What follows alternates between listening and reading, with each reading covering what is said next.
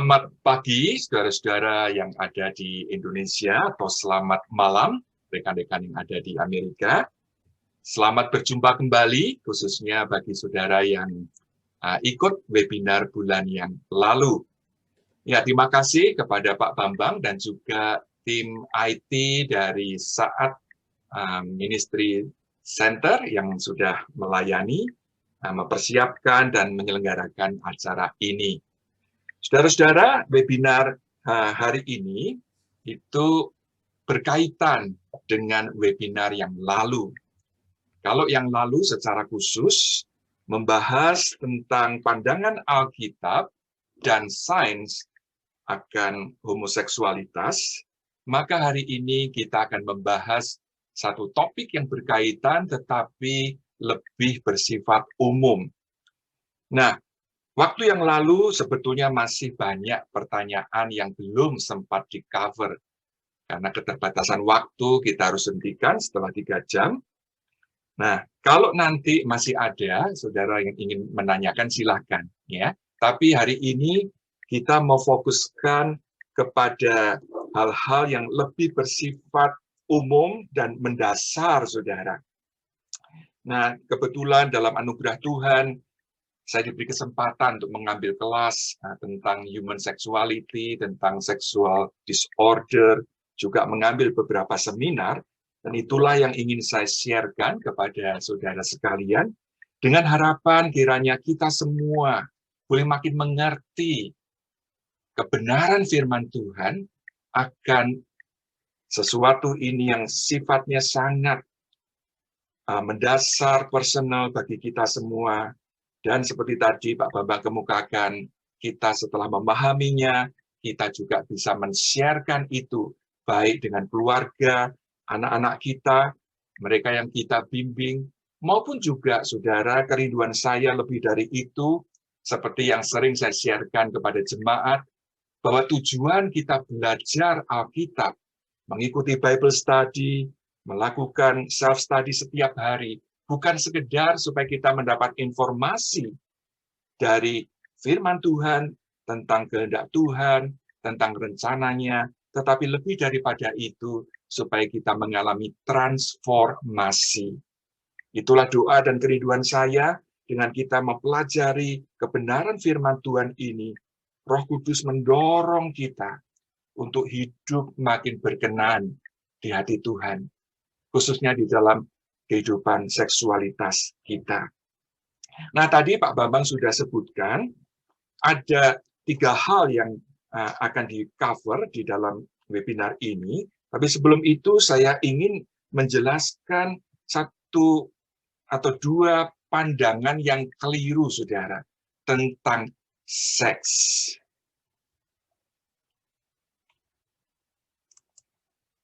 Yang pertama adalah pandangan bahwa seks bukan sebagai a gift of God, ya, sebagai karunia Tuhan, tetapi seks is God, dengan G kecil tentunya. Nah, saudara, orang yang memiliki pandangan ini menjadikan seks itu segala-galanya. Orang ini memiliki sexual obsession. Saudara, mereka hanya memahami seks sebagai sumber kenikmatan, sehingga hidup mereka terfokus kepada seks. Mereka mencari berbagai macam hal yang berkaitan dengan kepuasan seks. Pikiran, ucapan, jokes-jokes yang mereka berikan itu diwarnai dengan hal itu. Mungkin saudara punya pengalaman dengan teman sekerja ataupun teman sekolah yang kalau kita berbicara dengan mereka, arahnya itu selalu ke arah seksual, saudara. Nah, saudara, bahaya dari pandangan ini adalah penyalahgunaan seks. Bahkan bisa diperbudak oleh seks. Sementara itu pandangan yang sebaliknya, nah sebelum itu mungkin saya bisa jelaskan bagaimana pengaruh Sigmund Freud, saudara, terhadap pemikiran seperti itu. Dia katakan bahwa humans are essentially sexual beings. Memang apa yang Bapak psikologi modern nyatakan ini tidak sepenuhnya keliru. Alkitab sendiri kalau nanti kita pelajari menunjukkan bahwa kita ini ya spiritual beings, social beings, tetapi juga termasuk dalam hal ini sexual beings. Namun ada satu hal yang membahayakan dari pemikiran Freud tentang seksualitas manusia.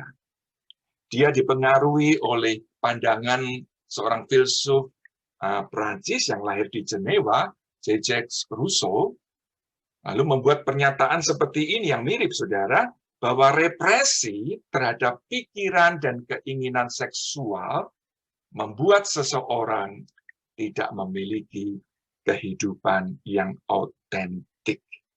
Jadi maksudnya, saudara, kalau hati orang itu keinginannya tentang seksualitas tidak bisa terpenuhi karena tidak sesuai dengan nilai-nilai yang berlaku di masyarakat, tidak sesuai dengan ajaran gereja, sehingga orang itu menekan keinginan itu, menekan fantasi seks.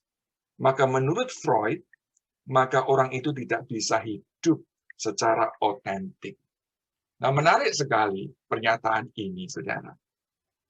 Tapi sekali lagi, hal ini membahayakan. Sementara itu pandangan yang bertentangan adalah seks is gross. Seks itu menjijikkan, saudara. Nah, pandangan ini mungkin disebabkan oleh trauma masa kecil atau masa lalu, di mana yang bersangkutan pernah mengalami pelecehan seksual, diperkosa oleh pacar, pernah melakukan pengguguran kandungan akibat pergaulan bebas, atau karena bertumbuh dalam keluarga yang tidak pernah membahas tentang seks. Atau bahkan memandang seks itu sesuatu yang kotor. Nah, banyak saudara sebetulnya orang Kristen yang memiliki pandangan ini. Mereka mengalami sexual confusion. Saudara, satu kali seorang gadis kecil bertanya kepada mamahnya, "Ma, what is sex?" Saudara, mamahnya mendengar itu kaget sekali. Putrinya yang baru 7 tahun sudah bertanya tentang seks. Mamanya langsung merespon, "Kamu nggak boleh membahas itu." Lalu anaknya bilang, "But I want to know." Anaknya bilang, "Aku mau tahu, what is sex?" Wah, mamanya langsung, saudara, berusaha bagaimana nih menjelaskan soal seks kepada anak yang baru kelas 1, saudara. Lalu dia bilang, seks itu, kamu pernah lihat nggak burung yang punya telur begitu, lalu telurnya kemudian menetas, punya anak. Anaknya cuma ngeliatin mamanya bengong, saudara. Kamu ngerti? Anaknya geleng-geleng. Terus mamanya tanya, "Kenapa sih kamu kok tanya tentang seks?" Terus dia bilang, "Ya ini disuruh bu guru ngisi form untuk nanti kartu library, disuruh ngisi nama, kemudian seks." Mamanya lega, saudara. Ternyata itu mau ditanya seksnya laki atau perempuan, saudara. Nah, tapi saudara, cerita ini menunjukkan bagaimana banyak orang tua yang tidak siap, saudara, untuk menjelaskan masalah seksual kepada anaknya. Demikian juga nampak bahwa sang ibu ini memandang seks itu sesuatu yang negatif, sehingga dia tidak ingin anaknya menanyakan atau membicarakan tentang hal itu.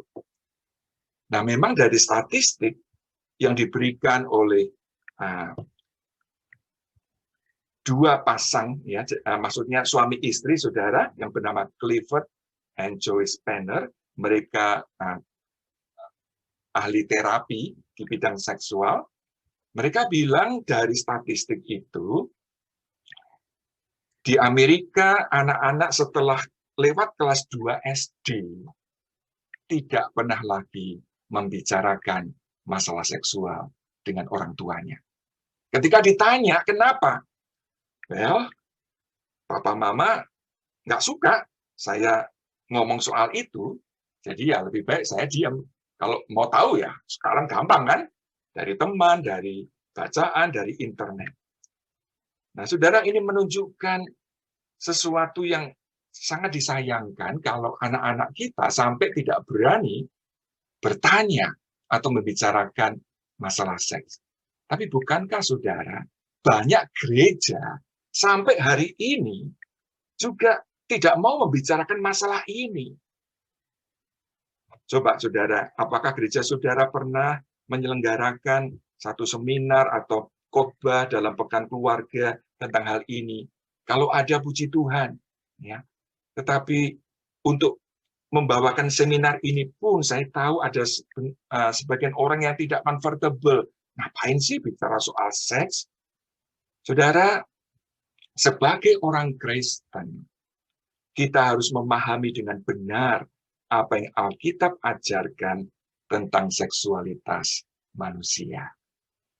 Nah, puji Tuhan, Alkitab bukan saja berbicara tentang hal-hal rohani, tentang keselamatan, doa, ibadah, tentang hal-hal surgawi, atau kehidupan kita kelak ketika di surga, tetapi juga tentang kehidupan kita sekarang di dunia ini, serta memberi kita bimbingan bagaimana kita hidup berkenan di hadapan Allah dan menikmati karunia dan berkat-Nya dengan benar.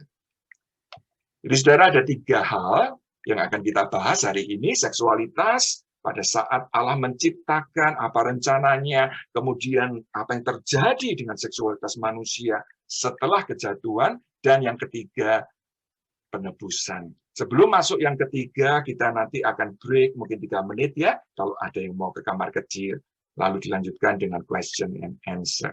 Mari kita bahas yang pertama, seksualitas saat Allah menciptakan atau at creation. Kita menyaksikan bagaimana ajaran Alkitab tentang seksualitas itu dimulai, saudara, sejak masa penciptaan. Dicatat di kitab yang pertama, di pasal yang pertama, saudara.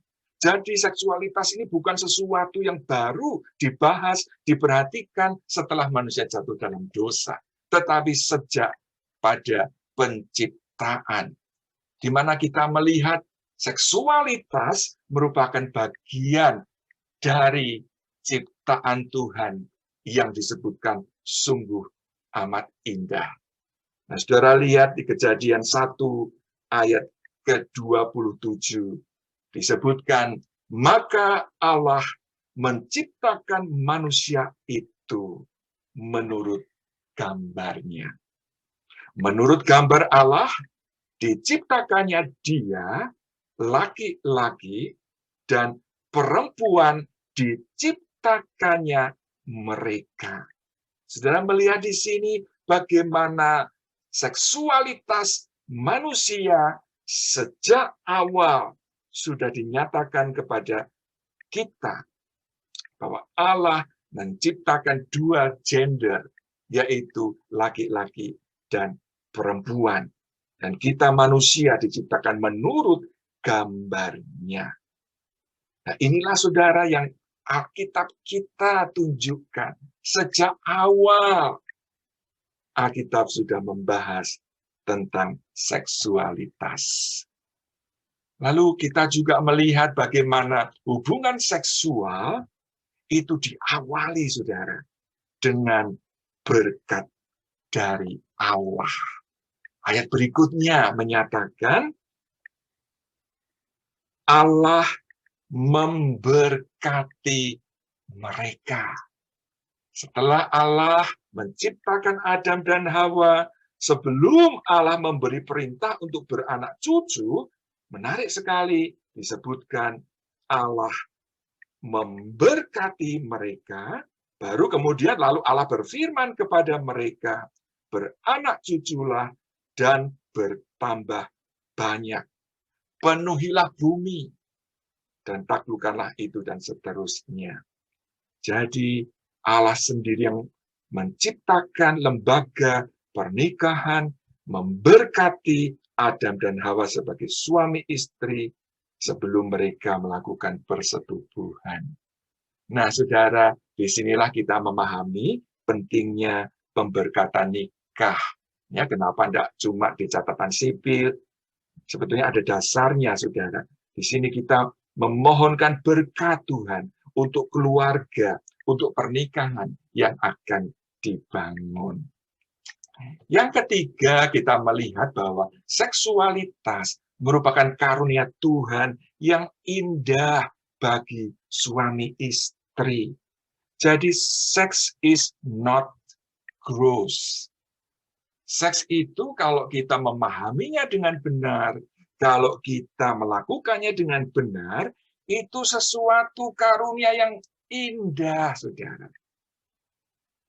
Buat suami istri.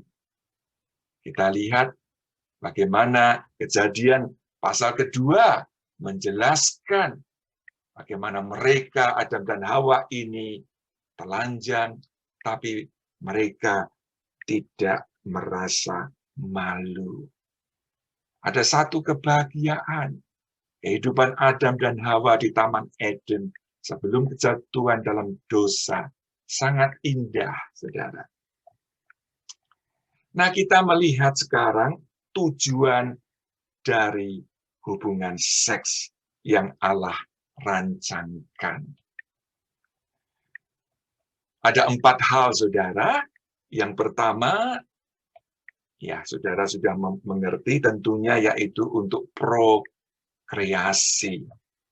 Tadi di ayat ke-28, setelah Allah memberkati Adam dan Hawa, Allah berfirman kepada mereka untuk beranak cucu, ya, berkembang biak, melahirkan anak-anak, dan nanti seterusnya anak-anaknya juga melahirkan anak-anak mereka. Memang istilah prokreasi ini menarik, saudara, pro dan kreasi. Hanya manusia pertama saja 2 orang yang langsung diciptakan oleh Allah. Tetapi setelah itu semua manusia yang ada, kecuali Yesus ya, itu dilahirkan lewat hubungan seks antara sang ayah dan ibu. Jadi di sini seks berperan sebagai prokreasi. Yang kedua yaitu sebagai ekspresi dari suami dan istrinya.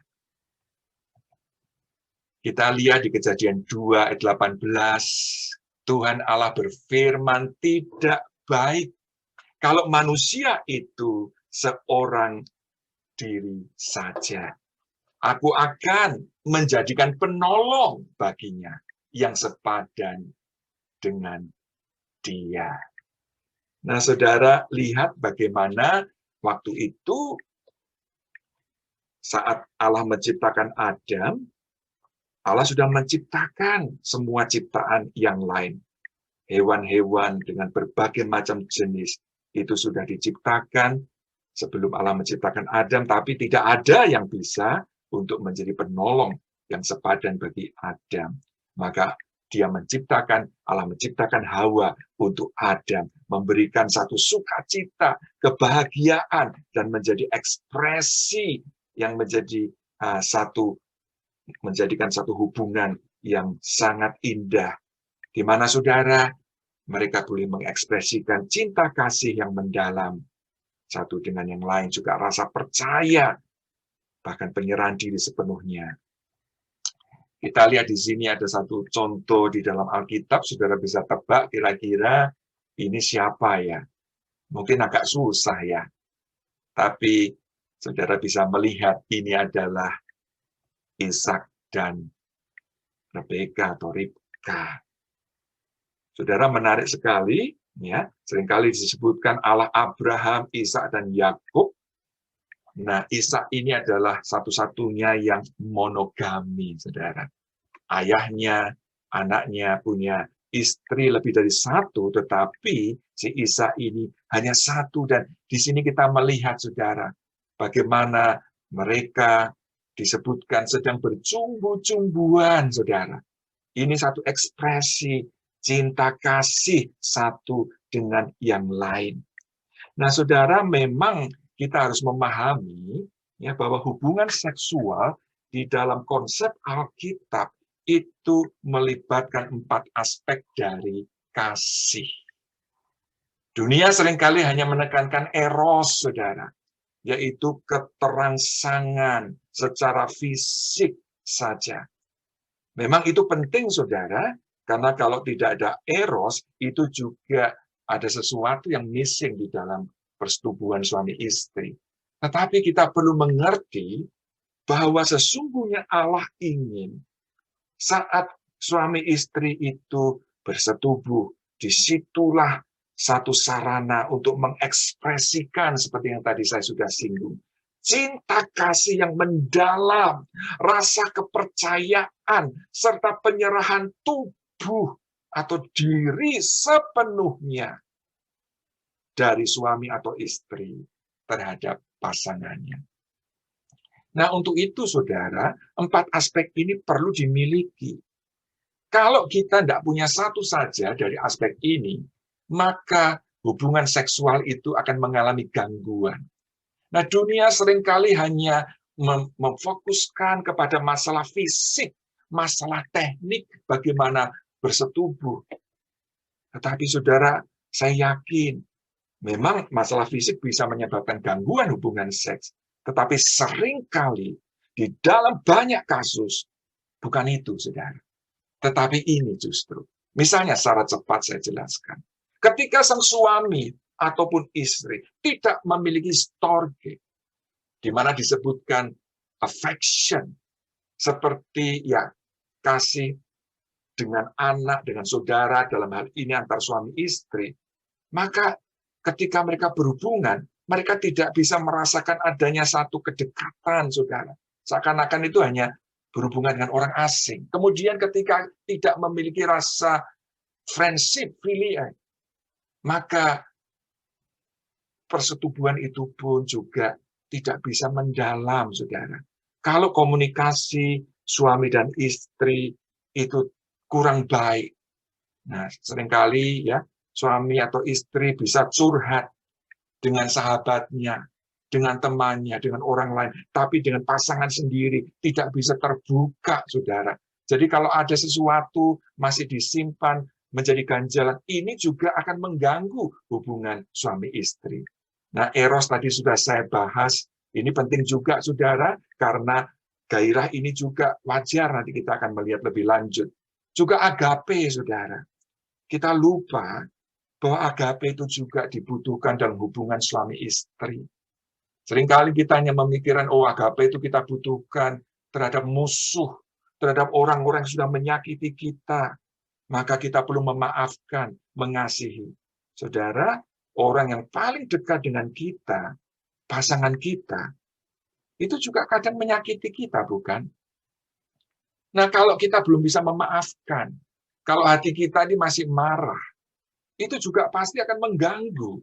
Jadi, masalah emosional, masalah sakit hati, kekecewaan, karena merasa kurang bisa dipahami oleh pasangannya, ataupun luka-luka yang belum dibereskan, ini semua bisa mengganggu hubungan suami istri.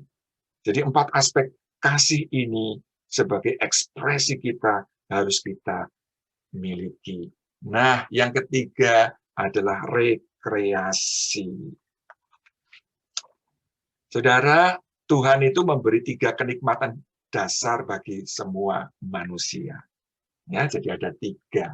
Yang pertama ini memang untuk semua, saudara.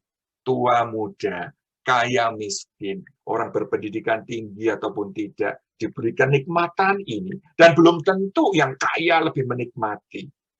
Saudara tahu apa kenikmatan itu? Sayangnya kita tidak bisa interaksi karena pakai lewat Zoom, tidak live. Saya yakin saudara bisa menjawab. Kenikmatan yang pertama itu makan, saudara. Bagaimana Tuhan menciptakan kita, lidah kita dengan berbagai macam kemampuan untuk membedakan rasa-rasa itu, wah luar biasa, itu kenikmat.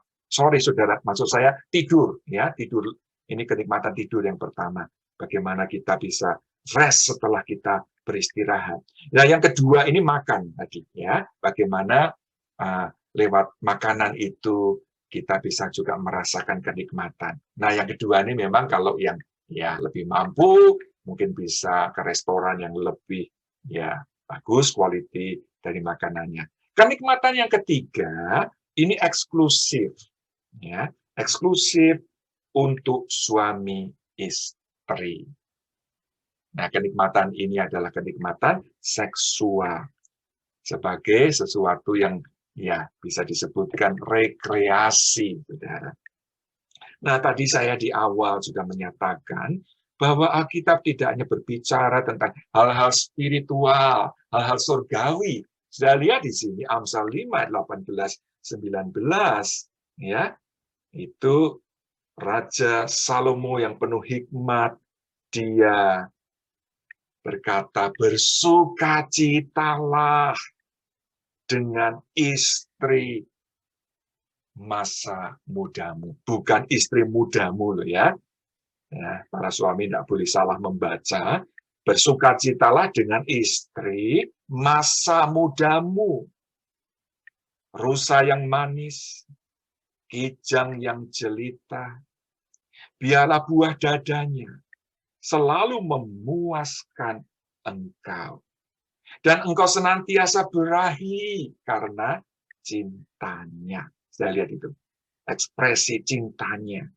Jadi saudara, there's nothing wrong dengan kepuasan seks yang Allah karuniakan untuk suami istri. Kidung Agung, ya kalau saudara membaca, di sana tidak membicarakan tentang Allah, saudara. Tetapi itu masuk kanon, saudara. Kenapa? Karena di situ lewat lukisan, ya, hubungan kasih antara sang mempelai laki-laki atau pengantin laki-laki dan mempelai perempuannya, itu pun juga bisa menunjukkan hubungan manusia dengan Allah, sang pencipta. Nanti kita akan bahas lebih lanjut tentang hal itu. Nah, Paulus juga menasihati para suami dan istri untuk tidak saling menjauhi, kecuali karena sepakat untuk berdoa. Ya, jadi ini sesuatu yang memang Tuhan karuniakan bagi para suami istri. Nah, apa yang terjadi, saudara, saat persetubuhan itu terjadi? Ternyata, saudara, ada paling tidak di sini 4 hormon yang dihasilkan oleh brain kita, saudara. Nah, yang pertama yang disebut dopamin, saudara. Dopamin ini merupakan hormon yang menimbulkan kenikmatan. Itulah sebabnya saat hubungan seks berlangsung, kita merasakan adanya kenikmatan itu. Ya. Lalu serotonin. Serotonin ini hormon yang membantu kita untuk mengatasi stres dan depresi. Itulah sebabnya hubungan seks itu juga membantu suami istri untuk rileks, saudara. Nah, dokter kadang menyarankan istri yang suka pusing ya untuk ya mungkin lewat hubungan seks dengan suami itu bisa membantu karena memang itu sesuatu yang Tuhan sediakan, saudara. Demikian juga suami yang pikirnya kalut, ya banyak beban, persoalan, maka setelah melakukan hubungan seks itu, hormon serotonin dihasilkan, dia bisa rileks, bisa tidur lebih nyenyak. Lalu endorfin, sebelum kita bahas oksitosin, endorfin ini merupakan morfin yang dihasilkan oleh tubuh kita sendiri, saudara. Nah, ini bersifat analgesik, yaitu mengurangi rasa sakit, dan bersifat sedatif, ya, membuat kita merasa ngantuk. Makanya, para ibu, ya jangan heran, kalau habis bersetubuh, biasanya suami itu tidurnya lelap, saudara. Tapi kalau ya kebutuhannya ini tidak bisa terpenuhi, maka akan bisa tegang, ya bisa uring-uringan, saudara. Lalu yang berikutnya oksitosin. Ini merupakan hormon yang memperkuat ikatan suami istri, ya, jadi membuat satu bonding, saudara, sehingga menimbulkan rasa dekat, rasa sayang, saudara. Ketika persetubuhan terjadi, itu suami istri merasa, aduh, memang benar, engkau orang yang paling dekat di dalam kehidupanku. Nah, hormon ini juga dihasilkan oleh ibu yang menyusui bayinya, ya, yang menumbuhkan keterikatan batin antara ibu dan sang anak. Jadi, saudara, kehidupan pernikahan tanpa seks bukan saja tidak sehat, tetapi juga tidak benar di hadapan Tuhan dan membahayakan keharmonisan hubungan suami istri. Ya, kecuali kalau memang istri sedang kurang sehat ataupun juga yang suaminya, itu lain lagi. Tapi saudara, kadang-kadang ya, maaf ya, khususnya bagi kaum istri, seks ini suka dijadikan senjata untuk dalam tanda kutip menghukum suaminya. Ya, mungkin lagi kesel, sakit hati, suaminya lupa hari anniversary mereka, tapi mau ngomong gengsi, ataupun mungkin ada kata-kata yang menyakitkan, merasa dituduh sesuatu, tapi ya bagaimana, suami sering ya mengajak berhubungan. Nah, sang istri ingat, saudara, ayat firman Tuhan ya yang menasihati supaya suami dan istri tidak saling menjauhi. Nah, di 1 Korintus pasal ke-7. Nah, istrinya punya akal, saudara, karena di situ Paulus bilang kecuali kalau mereka sepakat untuk berdoa. Nah, istri ini bilang, "Pak, minggu ini libur dulu ya, aku mau berdoa." Berdoa kok sampai seminggu? Ya, mau berpuasa. Nah, saudara, ini sesuatu kalau memang itu betul-betul berdoa, tentunya ya baiknya, tetapi tidak boleh itu dijadikan satu alasan untuk menjauhi sang suami. Ya, nah, kita sayang tidak sedang membicarakan tentang seksualitas untuk khusus suami istri, sehingga saya ya mungkin cukupkan sampai di sini. Saya harap saudara mengerti bahwa ini satu karunia Tuhan, kenikmatan yang Tuhan berikan untuk suami istri, sehingga ya Tuhan mau kita menikmati secara benar. Yang terakhir, yang keempat, itu untuk mengilustrasikan suatu relasi, saudara. Sudah lihat bagaimana Kejadian 2:24 disebutkan, sebab itu seorang laki-laki akan meninggalkan ayahnya dan ibunya dan bersatu dengan istrinya sehingga keduanya menjadi satu daging, saudara. Suami istri adalah dua pribadi yang berbeda, tetapi saat mereka menikah dan secara khusus, saudara, melakukan persetubuhan, maka di situ kita melihat arti menjadi satu daging itu menjadi realita, saudara. Ya. Jadi kesatuan dua orang yang latar belakang berbeda, tetapi ketika di dalam persetubuhan itu bisa menunjukkan satu kesatuan. Ya, jadi menjadi satu daging terwujud secara nyata saat suami istri melakukan persetubuhan atau hubungan seksual, di mana kedua tubuh mereka dipersatukan. Nah, ini, saudara, secara spiritual menunjukkan relasi Allah Tritunggal. Seperti saudara lihat gambar di sini, ya, Bapa bukan anak, bukan Roh Kudus. Demikian juga anak bukan Bapa, bukan Roh Kudus. Tetapi saudara, meskipun Allah kita ini ya terdiri dari 3 pribadi, Bapa, Putra, dan Anak, mereka menunjukkan satu kesatuan.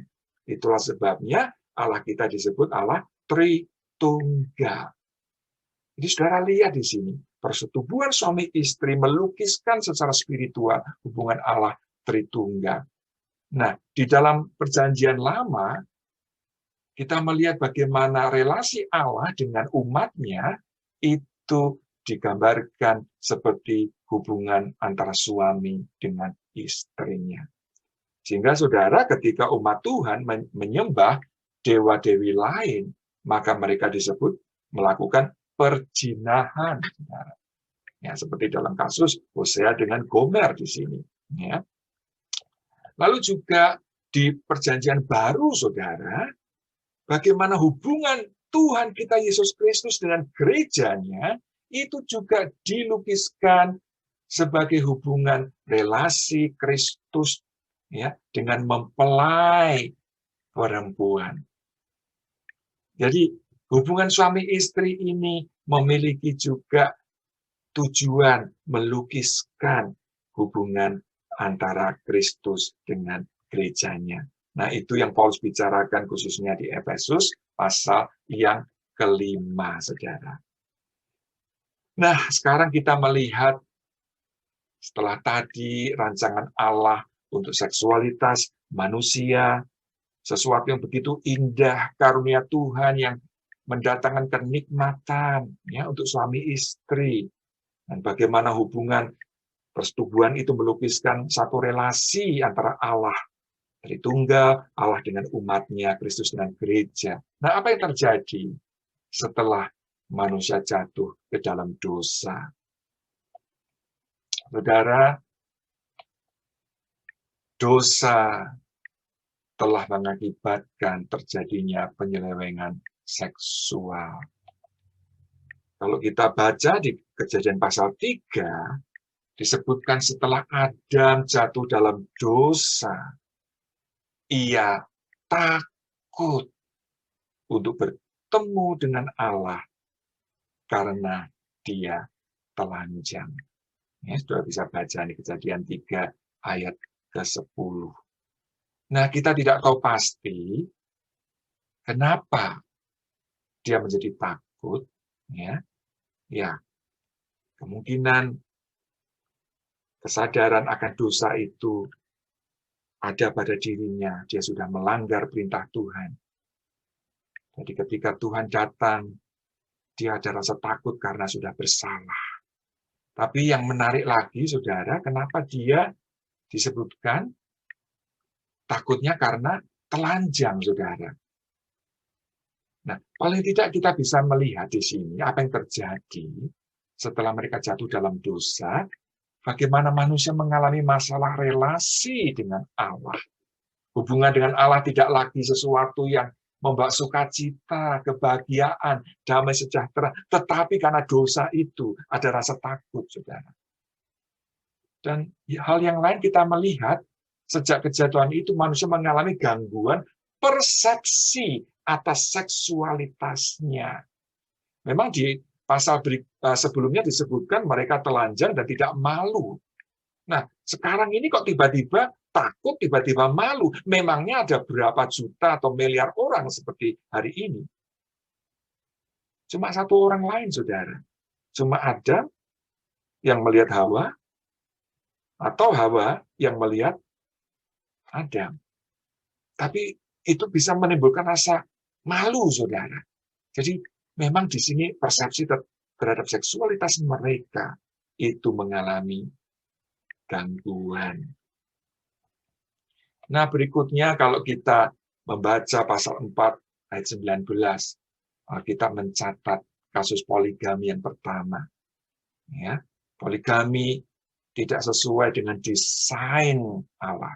Tapi setelah kejatuhan ini terjadi atas Lamek yang langsung mengambil 2 istri, Ada dan Sila. Dan selanjutnya sepanjang kitab Kejadian kita bisa melihat penyelewengan seksual dari apa yang Allah rencanakan atas mereka. Terjadi percabulan, pelacuran, pemerkosaan homoseksual. Ini di kitab yang pertama, saudara, Kejadian sudah menceritakan hal ini. Nah, Imamat pasal 18 sampai 20 ya, juga mencatat bentuk dosa yang lain, incest, bestialitas, homoseksual, ketidaksopanan, perzinahan, dan sebagainya. Nah, kita melihat sejak di PL, kita melihat bagaimana akibat kejatuhan manusia dalam dosa, manusia melakukan berbagai perbuatan sexual immorality yang menyimpang dari rencana Allah atas seksualitas manusia.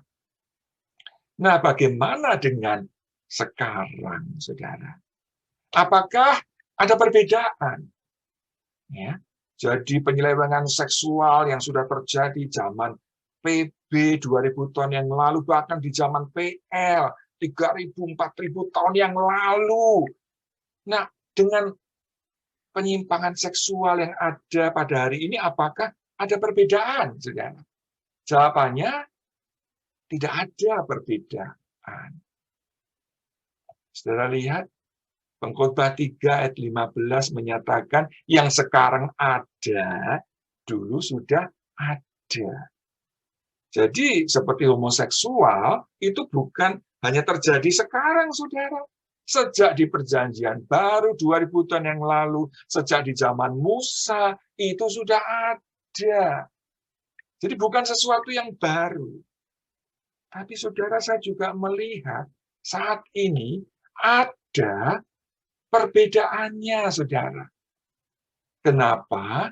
Nah, saudara lihat.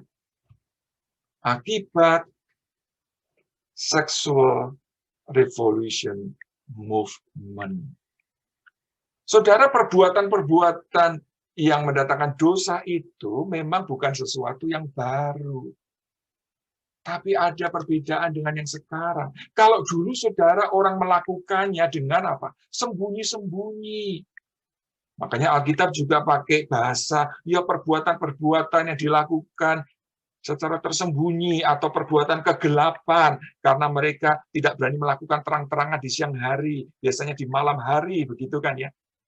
Tapi hari ini, saudara, akibat dari sexual revolution movement yang dalam webinar yang lalu sudah saya jelaskan, saya tidak akan ulang lagi, maka yang terjadi, saudara, seperti saudara lihat di sini, perbuatan-perbuatan dosa yang zaman dulu itu membuat mereka takut menanggung konsekuensinya dari masyarakat, untuk menanggung konsekuensi hukuman. Sekarang ini mereka dengan bangga lakukan secara terbuka, karena orang-orang pun juga mendukung mereka, saudara.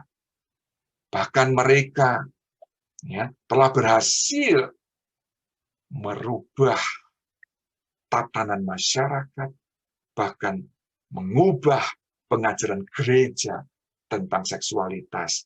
Dan mereka ini punya agenda juga mau mengubah hukum negara. Jadi ada perbedaannya dengan apa yang terjadi waktu itu. Itulah sebabnya, saudara, kenapa saya terbeban untuk membawakan hal ini, karena mereka ini bukan orang-orang yang, oke lah, kamu tidak setuju dengan kami, ya tidak apa-apa. Ya.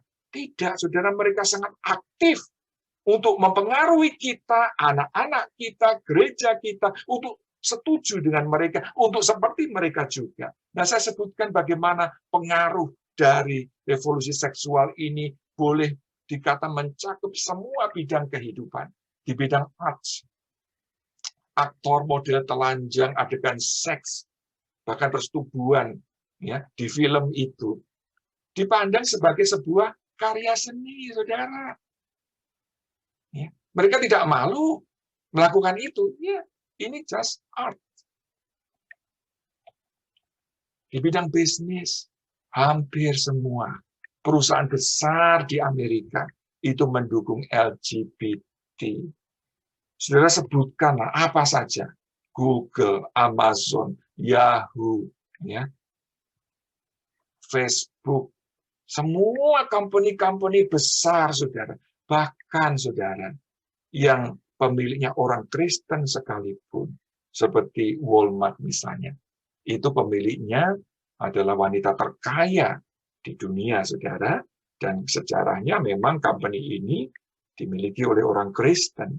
Tetapi karena pressure begitu besar, saya membaca bagaimana Walmart pun belum lama mengeluarkan jutaan dolar untuk mendukung Gay Pride Parade, saudara. Nah, perusahaan yang masih belum mau mendukung, saudara, mendapatkan banyak pressure. Seperti Chick-fil-A di sini. Itu rumah makan yang ownernya orang Kristen, yang evangelical. Itu juga ketika buka di tempat-tempat yang baru sering mendapatkan protes karena dianggap anti-gay. Sehingga belakangan, saudara, mereka juga mungkin karena pressure mulai ya lebih lunak, saudara, di dalam mempertahankan nilai-nilai biblika. Gereja, saudara, banyak yang sudah melegalkan pernikahan sejenis. Ya. Coba ini tidak terbayang 10 tahun yang lalu, saudara, apalagi ya 20 tahun yang lalu. Tapi ini sudah terjadi. Banyak gereja di Amerika yang sudah memberkati pernikahan sejenis. Tingkat perceraian juga yang meningkat dianggap umum, saudara. Media, bagaimana pengaruh sexual revolution ini menjadikan pornografi mengalami perkembangan yang luar biasa. Ini sekedar statistik bagaimana pengaruhnya pornografi ini, saudara, dari hasil studi atau penelitian Barna Group dan Covenant Eyes. Lebih dari 40 juta orang Amerika adalah pengunjung tetap situs porno. Saya tidak tahu dengan data di Indonesia, ya, tetapi ini di Amerika. Ada sekitar 42 juta situs porno. 42 juta, bayangkan, saudara. Dengan total sekitar 370 juta halaman porno. Jadi kalau kita tidak hati-hati, maka begitu mudahnya mereka kirim ke email, mereka pasang advertisement, tanpa kita sengaja pun, tanpa anak-anak kita sengaja ketika mereka harus menggunakan laptop mereka atau menggunakan HP mereka, itu pornografi bisa masuk ke gadget mereka. Dan pendapatan dari industri pornografi ini, saudara, jauh lebih banyak, lebih besar daripada gabungan ini, organisasi atau kelompok olahraga, ya, perkumpulan olahraga, bahkan stasiun TV besar di Amerika. Nah, ini juga yang menyedihkan, ya. 11 tahun itu adalah usia rata-rata anak di Amerika pertama kali melihat pornografi. Ini rata-rata loh, saudara. Karena ada anak umur 8 tahun sudah kecanduan pornografi. Sehingga dia tidak bisa melanjutkan sekolah. Baru 8 tahun. Dia harus berhenti dari sekolahnya karena terganggu sekali pikirannya dan harus membutuhkan konseling. Nah, ketika anak-anak itu berusia 14 tahun, 94% dari mereka akan melihat pornografi. Kalau dulu waktu kita kecil, para konselor mungkin akan berkata, if, ya, seandainya anak saudara terpapar pornografi, maka ini yang perlu dilakukan. Sekarang bukan lagi if, saudara. Sekarang when. When your child. Saudara tahu bedanya? Kenapa pakai when? Karena kemungkinan besar, hampir ini 100%, tinggal tunggu waktu aja. Anak-anak di zaman ini, termasuk anak kita sendiri, itu akan bisa terpapar pornografi. Jadi saudara lihat di sini bahayanya, ya, di zaman Paulus belum ada itu internet. Jadi zaman saya pun, saudara, waktu kecil kalau saya di rumah, ya orang tua saya tenang, apalagi saya di kamar, udah mereka wah aman sudah. Tapi hari ini, saudara, jangan kita pikir, oh karena anak kita sedang di rumah sendirian, apalagi di kamar tidurnya, tidak ada bahaya yang mendatangi. Wah, tidak bisa seperti itu lagi, saudara. Ini juga ada statistik lain, 33% wanita berusia 25 tahun ke bawah menelusuri pornografi setidaknya sebulan sekali. Dan yang sudah menikah pun, saudara, 55% pria, 25% wanita juga menonton film porno setidaknya sebulan sekali. Nah, pengaruh yang lain yaitu di bidang education, ya, Nah, kita kan berpikir kalau kita mengadakan sex education itu kan penting, baik. Tetapi di Amerika, yang saya tahu, saudara, kalau sekolah bilang mengadakan sex education, jangan kita pikir, oh, akan diajari anak-anak itu ya mungkin reproduksi ya, seksual, dan juga akan dipesan-pesan jangan melakukan hubungan seks. Ternyata bukan begitu, saudara. Yang dimaksud sex education itu diajarin malah bagaimana kalau kalian melakukan hubungan seks tidak sampai hamil, tidak sampai tertular penyakit kelamin. Nah, diajarin pakai kontrasepsi, pakai kondom, dan sebagainya. Itu sex education di sini, saudara. Ya. Lalu juga indoktrinasi untuk menerima LGBT. Sekarang itu sudah macam-macam, ditambah Q, QI, dan sebagainya. Masih banyak terus tambahannya, saudara. Jadi inilah yang membedakan antara yang sekarang dengan yang dulu. Nah, akibat terhadap keluarga, of course, dengan meningkatnya pornografi, perselingkuhan, perceraian, bahkan yang sedang populer poliamori di Amerika ini terjadi, saudara. Dalam pemerintahan kita melihat bagaimana 29 negara telah mengesahkan pernikahan sejenis. Dan pemerintah termasuk Indonesia yang belum melegalkan pun, kita lihat ada kelompok-kelompok yang terus gencar untuk mempropagandakan agenda mereka. Nah, di bidang kesehatan kita melihat penyalahgunaan alat kontrasepsi, ya, yang mestinya untuk tujuan yang lebih positif digunakan hanya untuk free sex, saudara, yang aman. Lalu juga legalisasi aborsi yang terjadi di Amerika dan beberapa negara. Nah, kita secara cepat akan melihat beberapa macam penyimpangan seksual, saudara. Ya, mungkin saudara sudah pernah mendengar atau tahu, jadi saya hanya secara cepat menunjukkan inilah yang kita hadapi, ya, dunia yang sudah jatuh dalam dosa dengan berbagai macam penyimpangan seksual. Nah, yang pertama ini kita lihat homoseksual. Saudara, dalam webinar yang lalu, ya, memang kita harus mengasihi mereka, jangan menghina, jangan menghakimi, membenci mereka, tetapi kita harus tegas untuk tidak bisa menyetujui hubungan homoseksual, saudara. Ya, karena itu tidak sesuai dengan God's design for sexuality. Itu tidak normal, itu tidak natural, saudara. Ya, nah kalau saudara mau tahu lebih lanjut, semoga nanti ketika saya post di YouTube, ya, doakan saudara bisa melihatnya bagi yang tidak ikut webinar yang lalu. Tapi saudara, penyimpangan seks itu bukan hanya homoseksual. Saudara lihat di sini, exhibitionism. Ini orang yang suka menunjukkan kemaluannya. Seperti ini, saudara, tiba-tiba dia buka pakaiannya. Dan ketika orang itu kaget melihat, ya, alat kelaminnya, wah, itu mendatangkan kenikmatan seksual bagi yang bersangkutan, saudara. Lalu kita lihat di sini, seseorang yang mencuri pakaian dalam, dan juga saudara lihat di sini, kasus yang terjadi belum lama, ya, di perguruan tinggi negeri di Surabaya. Ini yang disebut fetisisme, saudara.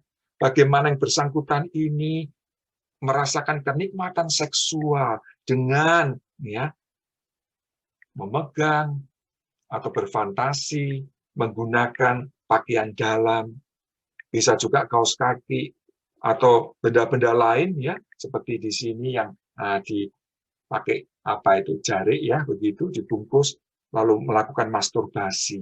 Ini tidak normal, saudara. Lalu frotiorisme.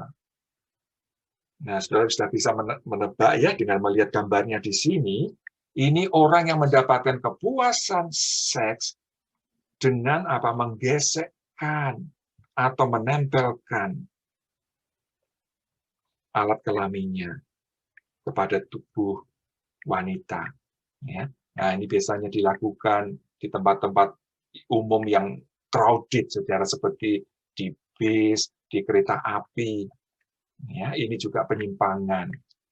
Lalu transvestisme, ini orang yang suka mengenakan pakaian yang dipakai oleh lawan jenis. Ini agak beda dengan transgender, karena transvestisme mereka tidak ingin mengubah kelamin mereka. Mereka hanya suka berdandan, pakai pakaian seperti ini, orang laki, pakaian perempuan, ini memang kebanyakan orang laki ya. Lalu dengan demikian merasakan satu kepuasan seksual, saudara. Nah, ini juga voyeurism. Mendapatkan kepuasan seks dengan mengintip orang yang lagi mandi, atau telanjang, atau sedang bersetubuh, sambil bermasturbasi. Dia tidak mengganggu korban, tapi dia hanya mencari kepuasan untuk dirinya. Dan yang lebih serius lagi, pedofilia. Orang yang mendapatkan kepuasan seks dengan anak-anak, saudara. Nah, masochism dan sadism. Masochism adalah orang yang sebelum melakukan hubungan seks, itu minta saudara dicambuk dengan ikat pinggang, ya, atau dengan alat sesuatu, dipukuli punggungnya, ya, lalu disitulah dia merasakan gairah seks, baru melakukan persetubuhan. Sadisme itu sebaliknya, dia yang melakukan itu, tindakan memukul, ya, pantat dan sebagainya, baru kemudian melakukan persetubuhan. Jadi ini juga sesuatu penyimpangan, saudara. Dan ini juga yang, kita tidak bisa memahami bagaimana ada orang itu terangsang ketika melihat binatang melakukan persetubuhan, saudara. Nah, ini mungkin yang saudara juga tidak menduga, kelainan seks seperti ini. Apa ini? Nekrofilia. Yaitu ketertarikan seks terhadap mayat, saudara. Beberapa waktu yang lalu ada pemuda yang ditangkap polisi karena kedapatan dia sudah menyetubui mayat-mayat yang dititipkan para keluarga di tempat dia bekerja. Jadi rupanya dia punya kelainan seks itu, dia sengaja bekerja di tempat untuk penitipan mayat, saudara. Ketika malam tiba, tidak ada orang di situ, mayat-mayat wanita-wanita itu dia setubui sampai kemudian satu saat dia ketahuan. Nah, saudara, masih ada penyimpangan seks yang lain, saudara, ya, bestiality dan sebagainya. Makanya, saudara, kalau kita menyetujui homoseks, bagaimana dengan penyimpangan yang lain? Sampai sejauh mana? Saat ini di Amerika, transgender itu sedang giat-giatnya merubah polisi yang ada. Jadi, saudara, disinilah kita mengambil satu garis yang tegas. Ya, kita harus kembali kepada apa yang Alkitab ajarkan. Nah, kita akan mengambil break 3 menit ya, sebelum kita lanjutkan ke bagian yang ketiga. Jadi, saudara, di sini ini adalah buku yang saya tulis bersama Pak Julianto. Ini mengenai ya tadi yang saya bahas. Jadi sebagian besar apa yang saya sampaikan dalam webinar ini ada di buku ini. Bahkan dalam buku ini saya juga membahas soal perceraian. Sebetulnya orang Kristen itu boleh atau enggak sih bercerai? Dan saya kemukakan 4 macam pandangan dari teolog Injili. Ya, jadi dari orang-orang yang percaya Alkitab adalah firman Allah, ternyata ada perbedaan pendapat, saudara. Lalu, of course, saya kemukakan pandangan saya sendiri juga tentang pernikahan ulang. Nah, Pak Julianto yang sangat berpengalaman di bidang konseling, dia juga men-sharekan di sini tips-tips bagi suami istri yang mengalami konflik, yang bahkan akan bercerai. Lalu dia tuliskan pengalaman konseling dia lewat buku ini. Ya, oke, sekarang kita mengambil break 3 menit ya. Nanti kita akan kembali lagi membahas bagian yang ketiga dan question and answer. Iya, tentang seksualitas setelah kita mengalami penebusan di dalam Kristus ya. Saudara, kita bersyukur ya oleh karena anugerah Tuhan kita boleh ditebus dari kehidupan kita yang lama. Kita sekarang memperoleh status yang baru sebagai anak-anak Allah, sebagai hamba-hamba Tuhan. Nah, itulah sebabnya Paulus mengingatkan kepada kita, ya, karena inilah kehendak Allah pengudusanmu, yaitu supaya kamu menjauhi percabulan dan hidup di dalam pengudusan dan penghormatan. Bukan di dalam keinginan hawa nafsu seperti yang dibuat oleh orang-orang yang tidak mengenal Allah.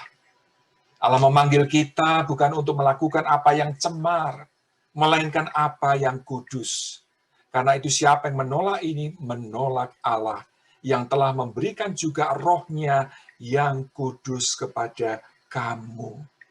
Saudara, sebagai orang yang percaya, kita ketika menerima Yesus juga menerima Roh Kudus. Disebutkan kudus, karena dia kudus, dan dia mau kita hidup di dalam kekudusan. Nah, ini harus kita terus ingat, saudara, akan status kita, akan panggilan, akan kehendak Tuhan untuk kita.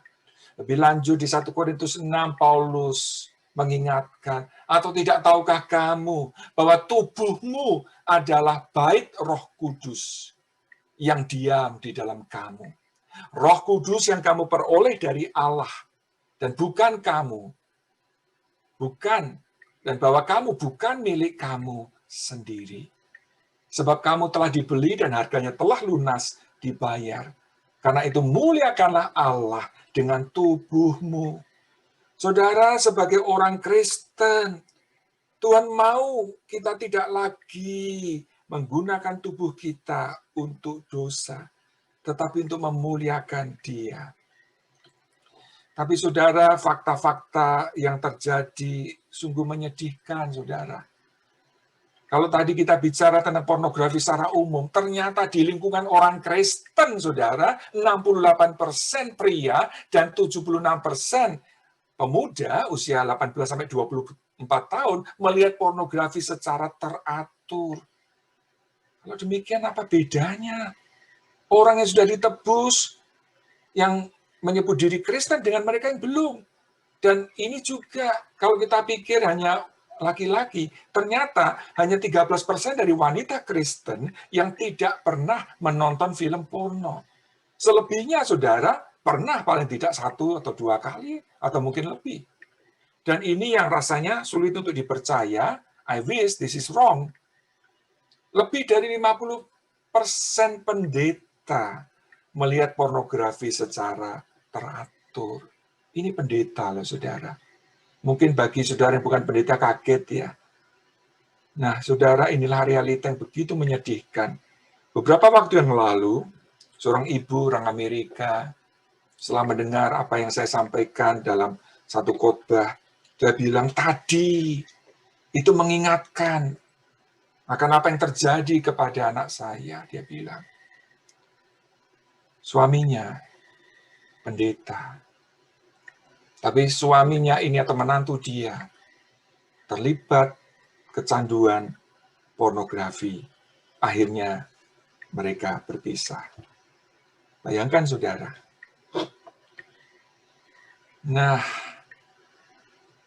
belum lama ini, begitu banyak orang Kristen yang kaget, sangat kaget, shock, saudara.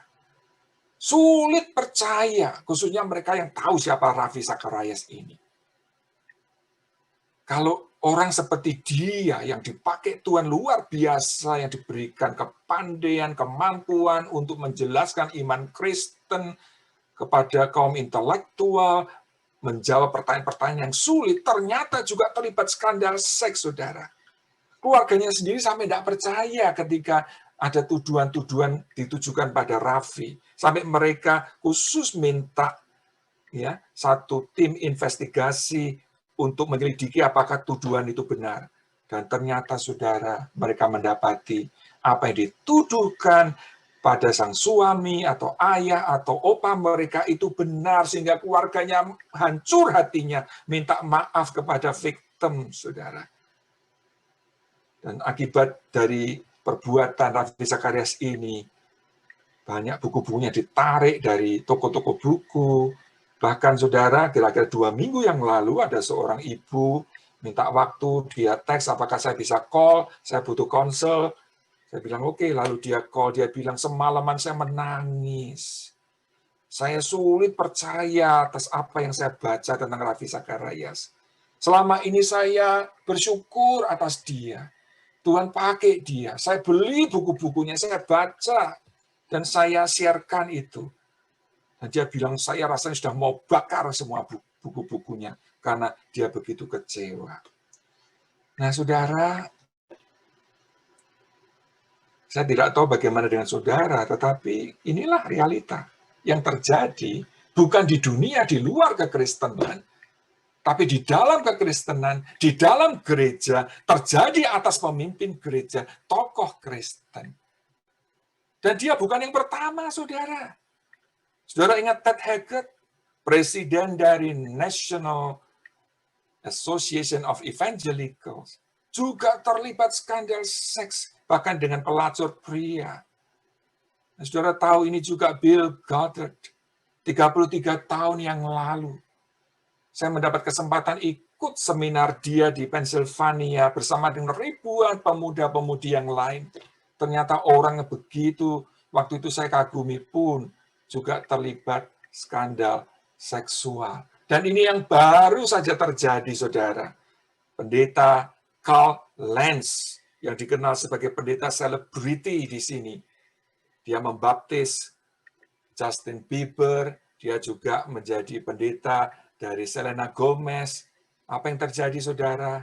Dia juga dikeluarkan dari gerejanya Hillsong Church karena skandal infidelity atau affairs. Padahal saudara lihat, sudah punya istri yang cantik, anak-anak yang manis, keluarga ini sekarang tidak lagi melayani di gereja yang selama ini dia layani. Nah, itulah sebabnya, saudara, penting bagi kita untuk bukan saja kita mengerti apa kehendak Tuhan atas seksualitas kita, tapi juga bagaimana kita bisa mengatasi godaan seks yang ada di mana-mana, yang begitu mudahnya menghampiri kita, bahkan ketika kita di rumah, ketika anak-anak kita pun hanya di kamar tidur mereka. Nah, saya bagikan 10 kunci kemenangan atas godaan seksual. Yang pertama, renungkanlah firman Tuhan setiap hari. Mungkin ini kedengarannya klise, merenungkan firman Tuhan, sudah sering dengar. Saudara, ini penting sekali. Ini sesuatu yang sifatnya sangat mendasar. Bagaimana kita setiap hari perlu diisi, perlu memfokuskan hati pikiran kita kepada firman Allah, saudara. Mazmur 119 mengingatkan kita bagaimana seorang muda bisa mempertahankan kelakuannya yang bersih. Saudara, dengan menjaganya sesuai dengan firman-Nya. Mungkin sang penulis ingat pengalaman dia sendiri ketika tergoda. Saudara, firman Tuhan ini akan menjaga kita dari kejatuhan. Selanjutnya di ayat ke-37, sang pemazmur juga memohon, lalukanlah mataku daripada melihat hal yang hampa. Hidupkanlah aku dengan jalan-jalan yang kau tunjukkan. Saudara, firman Tuhan seperti ini yang kita baca, mendorong kita untuk berdoa hal yang sama. Tuhan, hari ini, mungkin saudara engkau punya problem pornografi juga. Berdoa, engkau memohon supaya firman Tuhan ini sungguh-sungguh engkau hayati. Tuhan Yesus juga di Matius 5 mengingatkan betapa seriusnya dosa. Saudara, dia bilang, kamu telah mendengar firman, jangan berzina, tetapi aku berkata kepadamu, setiap orang yang memandang perempuan serta menginginkannya, sudah berzina dengan dia di dalam hatinya. Saudara, standar kekudusan, standar moral kekristenan, itu lebih tinggi dari pengajaran yang lain. Di dalam kepercayaan yang lain, Asalkan mereka tidak pernah melakukan persetubuhan, mereka bisa dengan bangga bilang, oh aku setia pada istriku. Aku tidak pernah bersetubuh dengan wanita lain. Tapi bagi kita, saudara anak-anak Tuhan, kita mungkin tidak pernah bersetubuh dengan orang lain. Tetapi ketika kita memandang seseorang, kita merasa terangsang, kemudian muncul keinginan untuk berhubungan seks dengan yang bersangkutan. Di mata Tuhan, itu sudah bersetubuh di dalam hati kita, saudara. Dan Tuhan Yesus mengingatkan, maka jika matamu yang kanan menyesatkan, engkau cungkilah dan buanglah itu. Karena lebih baik bagimu jika satu dari anggota tubuhmu binasa daripada tubuhmu dengan utuh dicampakkan ke dalam neraka. Saudara, tentu ini gaya bahasa hiperbol, ya. Wah, ya bersyukur, saudara. Bayangkan kalau ini hurufiah. Berapa banyak orang yang ke gereja dengan mata yang buta, saudara, karena sudah dicungkili, saudara. Tetapi yang mau ditekankan oleh Tuhan kita di sini adalah bahwa dosa seks itu serius, ya. Sehingga lebih baik ibaratnya kehilangan mata kita daripada dengan mata kita menjadi berdosa, saudara. Nah, sekarang kita lihat Ayub, saudara. Kita mungkin semua tahu dia orang yang imannya hebat, luar biasa setia menghadapi ujian yang sangat berat tetap setia. Tapi tahukah saudara, Ayub ini juga luar biasa di dalam hal apa? Hidup dalam kekudusan, saudara. Lihat ini apa yang dia katakan di pasal 31. Ya. Aku telah menetapkan syarat bagi mataku, masakan aku memperhatikan anak dara. Maksudnya menginginkan, saudara. Atau terangsang dengan gadis-gadis muda. Saudara, dia berani menyatakan, masakan aku begitu? Jawabannya, saudara, tidak. Karena hal itu adalah perbuatan mesum, bahkan kejahatan yang patut dihukum oleh hakim. Sesungguhnya itulah api yang memakan habis dan menghanguskan seluruh hasilku. Saudara, di zaman dia, poligami itu sangat umum, apalagi dia orang yang kaya raya, saudara. Dia mau ambil istri berapapun bisa. Tapi Ayub, yang walaupun belum ada PL di zamannya, memiliki hati yang takut akan Tuhan. Dia menjaga kekudusannya. Dia tidak menginginkan berhubungan dengan orang lain, dengan anak dara, kecuali dengan istrinya. Wah, luar biasa sekali. Jadi firman Tuhan tadi misalnya, ketika kita renungkan itu, kita hafalkan, kita ingat-ingat, itu akan memberi kita kekuatan, itu akan mendorong kita, oh Tuhan, tolong, supaya aku bisa terus hidup dalam kekudusan, supaya aku punya tekad, Tuhan, seperti Ayub, seperti Daud, untuk hidup di dalam kekudusan. Nah, saudara bicara tentang pornografi, secara teori, saudara, memori-memori, apalagi image-image itu yang sudah masuk selama bertahun-tahun, apalagi sejak masih muda, bahkan sejak masih anak-anak, itu susah sekali untuk hilang, saudara. Dan memang tidak bisa lenyap dari memori, dari otak kita. Tapi puji Tuhan ada apa yang disebut neuroplasticity, di mana saudara kita bisa menciptakan satu jaringan yang baru, ya, hardwired. Nah, dengan kita tiap hari merenungkan firman Tuhan, kita renungkan terus firman Tuhan, itu bisa mereplace, saudara, mereplace memori pornografi tadi. Ibaratnya itu, saudara, ada satu gelas kotor, jadi maksudnya ada gelas yang isi air kotor, itu kalau setiap hari kita tuangi dengan air bersih, firman Tuhan terus kita tuangi di gelas pikiran kita, maka air yang kotor dalam gelas ini itu kan akan menjadi naik ke atas, makin akan tumpah keluar. Dan ketika kita terus tuangi gelas kotor, pikiran kita yang kotor itu dengan air firman Tuhan, maka pikiran kita ini lambat laun, saudara, akan kemudian terisi dengan apa yang benar, yang mulia, yang adil, yang suci, dan yang seterusnya, saudara. Jadi firman Tuhan itu sangat penting kalau kita mau hidup di dalam kekudusan. Yang kedua, ini juga mungkin kedengarannya klise, tetapi ini penting, kita berdoa senantiasa. Ingat pesan Tuhan kepada murid-muridnya di inner circle, berjaga-jagalah dan berdoalah.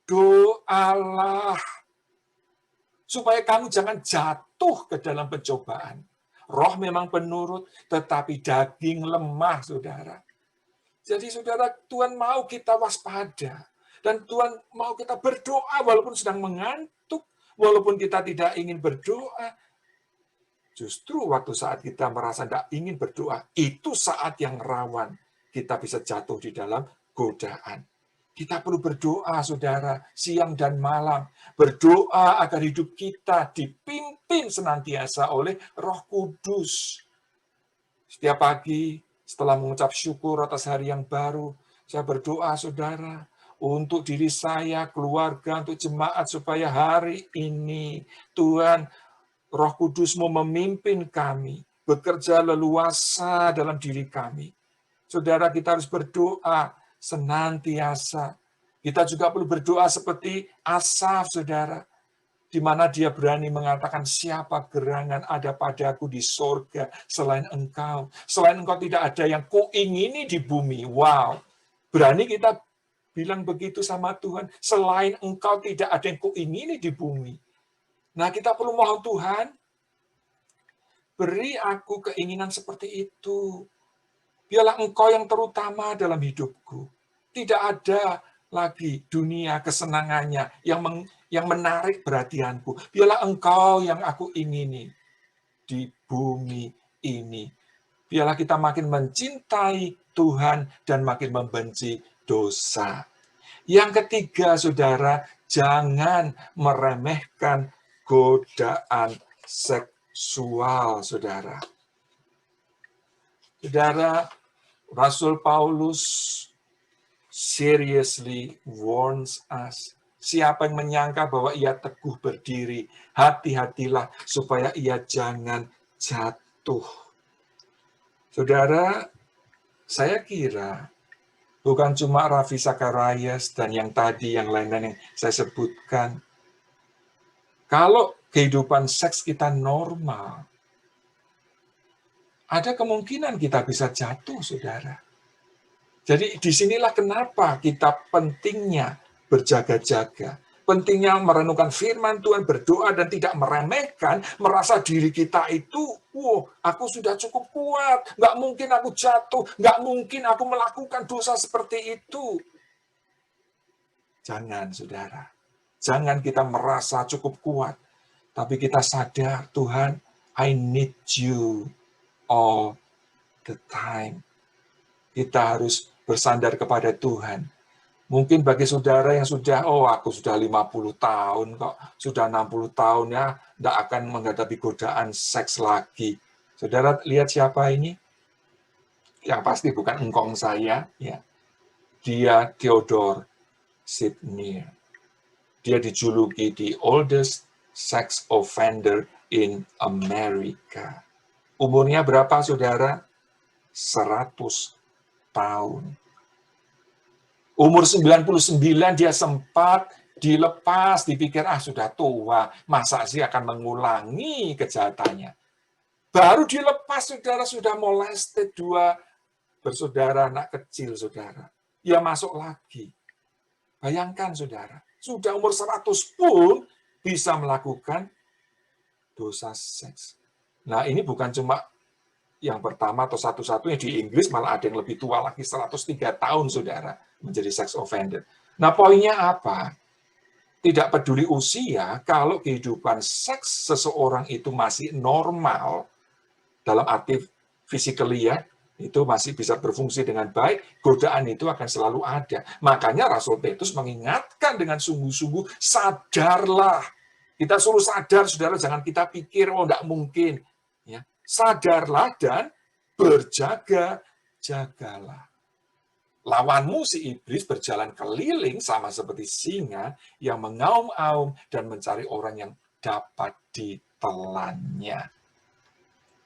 Nah, saudara, Satu kali ada anak sekolah minggu pulang bilang sama mamahnya, "Mah, ternyata ada satu sifat iblis yang baik ya." Mamanya kaget sudah. Waduh, ini gurunya sesat ini. Kok masa dibilang ada satu hal yang baik dari iblis?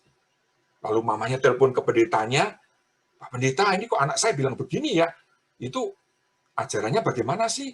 Lalu sang pendeta kontak guru sekolah minggu. Benar ya, kamu bilang ada satu hal yang baik dari iblis. Guru sekolah minggunya ya ketawa. Cuma guyon kok, Pak. Cuma joke. Tapi pendetanya ingetin, hati-hati loh, kamu joke sama anak-anak, nanti dipikir memang ada iblis yang ada hal yang baik dari iblis. Iya Pak, maaf. Saya tadi bilang ada satu hal yang hal yang baik dari iblis, yaitu rajin. Nah, walaupun rajinnya untuk hal yang keliru, tapi di sini ya Pak Petrus kan bilang iblis itu bukan cuma nunggu mangsa. Iblis itu tidak pasif. Dia ya melakukan satu kegiatan yang aktif, saudara, bahkan proaktif untuk mendatangi, mencari orang-orang yang bisa ditelannya. Nah, saudara, ya memang itu bukan hal yang baik dari iblis ya, karena memang tujuannya jelek. Tetapi kita bisa melihat bagaimana musuh kita itu dengan aktif, saudara, mencari mangsa. Kalau kita tidak lawan dia dengan iman yang teguh, kalau kita tidak siap menghadapinya, maka kita bisa jatuh. Yang keempat, saudara, jangan mendekatinya. Saudara, banyak ayat yang menganjurkan, menasihati dengan kata apa? Jauhilah. Jauhilah dirimu dari percabulan. Ini nasihat Paulus kepada jemaat di Korintus. Dan kepada hamba Tuhan muda, Timotius, dia pun juga menasihatkan, jauhilah nafsu orang muda. Jadi kita jangan mendekati, saudara, mendekati godaan ya dengan ya nonton film-film rated R atau lihat ya di HP kita sendirian. Ya, ini bahaya sekali. Maka orang tua juga perlu ya mungkin anak-anaknya untuk dilarang bawa laptopnya, komputernya di kamar tidurnya ya, supaya tidak mendekati godaan. Atau juga sekarang ini puji Tuhan ada apps yang mengatur tentang batas usia di Netflix ataupun di search engine supaya anak-anak atau diri kita sendiri pun, saudara, itu tidak jatuh ke dalam godaan karena kita mendekati, saudara. Nah, Amsal sendiri memperingatkan, dapatkah orang membawa api dalam gelembung baju dengan tidak terbakar pakaiannya? Atau dapatkah orang berjalan di atas bara dengan tidak hangus kakinya? Ini tentunya pertanyaan retorik. Nah, tidak bisa, saudara. Itu terlalu berisiko. Kita akan terbakar kalau kita main-main dengan godaan, saudara. Saudara tahu siapa ini? Julian Civitan. Dia adalah cucu dari Billy Graham. Dari anak perempuan Billy Graham. Makanya nama belakangnya berbeda. Saudara, dia sebetulnya sedang menggembalakan jemaat yang besar, yang sudah terkenal di seluruh dunia, karena dia meneruskan pelayanan dari James Kennedy, pendiri dari II. Ya, saudara mungkin banyak sudah ikut program II di Coral Ridge Church. Tapi saudara, apa yang terjadi? Istrinya terlibat affair. Kemudian dia curhat dengan salah satu wanita. Dan dia pun kemudian juga jatuh, saudara, ke dalam dosa yang sama. Ketika saya mendengar itu, ketika saya melihat foto keluarganya, hati saya sangat sedih. Aduh, lihat saudara. Di sini mereka masih tampak bahagia. Tapi sekarang mereka sudah bercerai. Kenapa? Karena mereka berdua tidak waspada, saudara. Mereka mungkin juga pikir tidak mungkin jatuh. Of course, Julian harus meninggalkan pelayanannya dari Coral Ridge Church. Nah, saudara, Pastor Lester Sumrall, dia sudah meninggal. Tapi beberapa waktu yang lalu ketika dia melayani konferensi untuk para hamba Tuhan di Singapura, ada seorang hamba Tuhan bertanya, Pastor, Engkau sudah melayani Tuhan puluhan tahun. Apa nasihatmu untuk kami-kami, hamba Tuhan yang masih muda-muda ini? Mendengar itu, dia berpikir sejenak, karena ini kesempatan untuk memberikan satu pesan yang penting bagi the next generation. Saudara tahu apa yang dia katakan? Hati-hati terhadap dosa seks. Dia lanjutkan. Di dalam Alkitab, kita menyaksikan hamba Tuhan yang paling kuat, yang paling cerdas, dan yang sangat dekat dengan Tuhan, pernah jatuh dalam dosa seks. Nah, saudara tahu siapa yang dia maksud? Siapa itu hamba Tuhan yang paling kuat? Samson. Siapa itu hamba Tuhan yang paling cerdas? Salomo. Siapa itu orang yang disebut a man after God's own heart? Daud. Ketiga orang ini pernah jatuh di dalam dosa seks. Wow, nasihat Frank Sumrall ini sangat penting untuk kita semua perhatikan. Kalau tokoh-tokoh dalam Alkitab saja bisa jatuh dalam dosa seks, apalagi kita, saudara, kalau kita tidak menaruh firman Tuhan di hati kita, pikiran kita, kita tidak selalu bersandar kepada Tuhan, kita meremehkan, kita tidak berjaga-jaga, kita pun bisa terjatuh. Yang kelima, tolak bujukannya dengan tegas, saudara. Nah, saudara tahu siapa pria di situ? Ya, yang pasti itu bukan saya, ya. Itu kakak saya, ya. Yusuf, ya, saya adiknya kan Benyamin, ya. Nah, saudara, kita familiar dengan kisahnya bagaimana sang istri Tuan Yusuf, kita panggil saja Mrs. Pot, begitu tertarik kepada Yusuf yang bukan saja ganteng, kita lihat juga six pack, saudara, lalu juga pembawaannya baik, sopan. Wah, dia mencoba untuk menarik perhatian Yusuf dengan, ya, enggak tahu, dengan sikap-sikap tertentu, pakaian yang mungkin lebih seksi. Tapi Yusuf tidak ada pikiran sama sekali, tidak mengerti apa maksudnya. Sampai kemudian, saudara, apa yang terjadi? Lalu perempuan itu memegang baju Yusuf sambil berkata, sekarang sudah langsung to the point, saudara. Marilah, ayo, tidur dengan aku. Sudah terang-terangan saudara mengajak hubungan seks.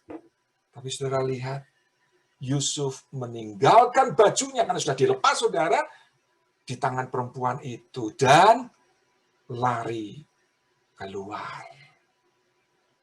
Wow. Saudara, apa yang terjadi kira-kira? Seandainya waktu itu Yusuf cuma bilang, oh please, no, don't do this, Mrs. Pot, jangan dong, aku ini kan orang kepercayaan suamimu. Saudara, kalau Yusuf tidak tegas, jangan pikir loh, yang hanya bisa memperkosa itu pria saja. Wanita pun sudah ada beberapa kasus, bisa memperkosa, saudara. Dan Yusuf, saudara, bisa akhirnya jatuh. Nah, memang ada yang bilang, wah mungkin Potifar itu Mrs. Pot, istrinya itu nggak cantik, makanya Yusuf nggak mau, ya, nggak tertarik begitu. Well, ya kita tidak tahu, tetapi saudara ingat Cleopatra, ya, dan di sini dia itu istri orang kaya, saudara, pasti ya nggak pasti, tapi secara umum tentu Potifar cari istri ya yang menarik lah paling tidak. Karena dia kan orang kaya. Jadi bukan karena itu alasannya. Ada juga yang bilang, oh mungkin Yusuf itu impotent. Ya, tidak juga. Kenapa? Karena dia kemudian menikah dan punya anak. Di sini yang membuat dia lari karena dia tidak mau mendukakan hati Tuhan. Tidak mau mengecewakan kepercayaan sang Tuhan. Dia tahu itu dosa. Jadi ini juga sikap yang harus kita ambil, saudara. Ketika, kalau tadi kan kita berusaha untuk tidak meremehkan, ya, kita berusaha untuk menghindari. Tapi ketika godaan itu justru datang pada kita, maka kita harus menolaknya dengan tegas. Nah, saudara, kira-kira ya 30 tahun lebih yang lalu, ya saya sih nggak secakep si Yusuf, saya juga tidak six pack, tapi paling tidak waktu itu lumayan lah. Kalau sekarang, ya kalau dulu langsing, saudara, sekarang mah sudah langsung.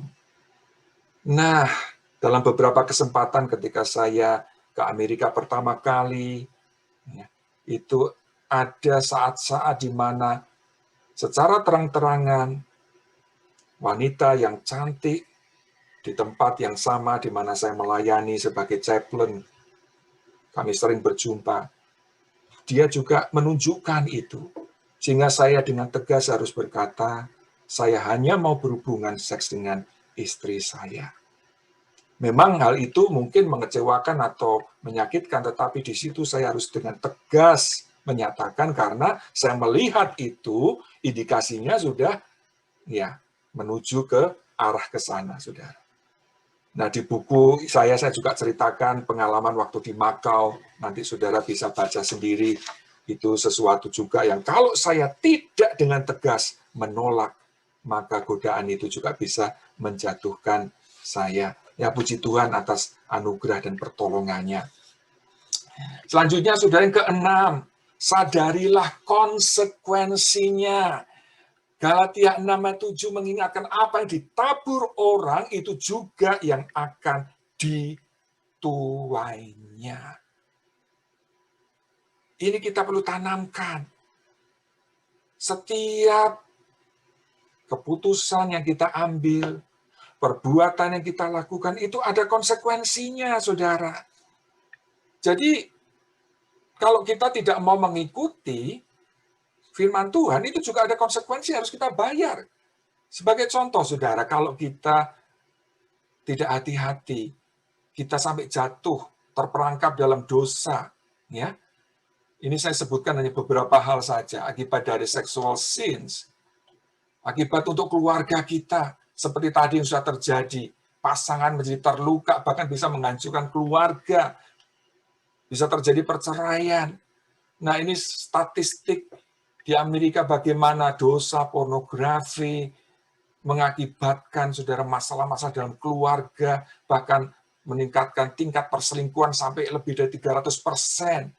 Dan 56% perceraian di Amerika itu melibatkan satu pihak yang memiliki minat obsesif pada situs porno. Jadi saudara, sudah banyak kasus dosa yang kelihatannya untuk, ya itu kan untuk pribadi, personal, ada dampaknya bagi keluarga, saudara.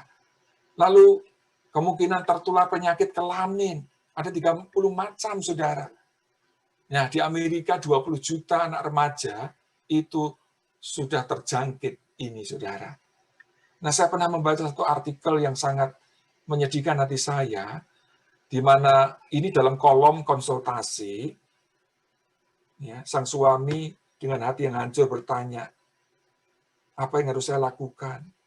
Dia cerita pada waktu keluar kota, dia berhubungan seks dengan pelacur. Dan dia tidak tahu kalau pelacur itu mengidap penyakit kelamin. Lalu dia pulang ke rumah, dia tidak tahu bahwa kuman-kuman penyakit itu sudah dia bawa. Dia berhubungan dengan istrinya. Dan kemudian istrinya hamil, saudara. Dan begitu dia tahu kalau dia sudah mengidap penyakit kelamin dan itu sudah ditularkan kepada sang istri, dia begitu takut, begitu sedih, begitu mengkhawatirkan kalau anak di kandungan istrinya itu juga akan mendapatkan dampak dari virus yang dia tularkan. Saya lihat ini, betapa menyedihkan itu. Lalu juga kehilangan kegadisan. Ini statistik ini rasanya sulit dipercaya bahwa 46,7% remaja wanita mengalami kehilangan virginity sebelum mereka lulus SMA. Nah, akibat dari pergaulan bebas itu terjadi kehamilan di luar nikah, saudara. Di luar nikah. Dan ini status yang tercantum di sini bagaimana banyak remaja usia 15-19 yang sudah mengalami. Makanya saudara, banyak orang yang menikah itu kalau terpaksa karena sudah hamil, maka langsung dapat gelar apa? PhD, saudara. Tahu itu, pernikahan hamil dulu. Atau MBA, Married by Accident. Nah, kadang-kadang pendetanya juga susah kalau sudah berhubungan begitu, karena bukan lagi, mereka bukan lagi dua, melainkan tiga, saudara. Mestinya kan jadi satu. Tapi ya, itu menyedihkan tentunya. Nah, tidak jarang kemudian, karena kehamilan itu tidak dikehendaki, mereka melakukan aborsi, saudara. Dan statistik ini di Amerika, itu banyak yang dilakukan karena akibat pergaulan bebas, saudara. Nah, efeknya bagi gereja, jemaat tidak mengalami pertumbuhan. Nah, bayangkan, saudara, kalau 69% ya, jemaat itu mengatakan pornografi ya, sudah berdampak dalam hidup mereka. Bahkan tadi, ya, pendeta pun. Dan ini bagi banyak pendeta menjadi satu problem. Belum lagi ini sudah terjadinya kerusakan otak. Ini mungkin yang perlu kita beritahu anak-anak kita, ingat loh, ada akibatnya. Pornografi itu bisa mengakibatkan kecanduan seperti drugs, saudara. Nah, ini saya bisa tunjukkan foto otak orang normal yang full begitu sel-selnya, neuronnya. Dan otak orang yang sudah kecanduan heroin, sudah banyak lubang. Dan yang paling kanan sudah bisa melihat otak dari orang yang kecanduan pornografi. Saudara lihat di sini, memang menurut penelitian medis, volume otak yang kecanduan pornografi, apalagi sejak kecil, saudara, itu akan menyusut. Belum lagi, saudara, kalau terekspos pornografi waktu masih muda, di mana perkembangan frontal lobe ini belum maksimal, itu akan mengganggu yang bersangkutan di dalam membuat satu pertimbangan, di dalam mengambil satu keputusan. Jadi saudara ingat, ada akibatnya, ya. Dan yang paling akhir yang saya sebutkan di sini, ingat, dosa yang terus-menerus kita lakukan, kita tidak mau bertobat, akan melahirkan maut. Dan apabila keinginan itu telah dibuai, ia melahirkan dosa. Dan apabila dosa itu sudah matang, ia melahirkan maut. Dan maut di sini dalam bahasa aslinya menunjuk ya maut secara fisik, tetapi juga secara spiritual, saudara.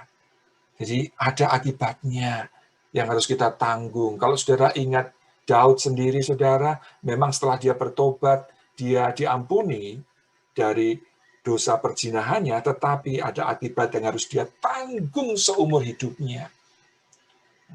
Saudara lihat nanti di sini, saudara, satu kasus, ya, ketika nanti Daud jatuh, kemudian apa yang terjadi ketika anaknya Amnon memperkosa adik tirinya, ya, jadi satu ayah beda ibu, Tamar.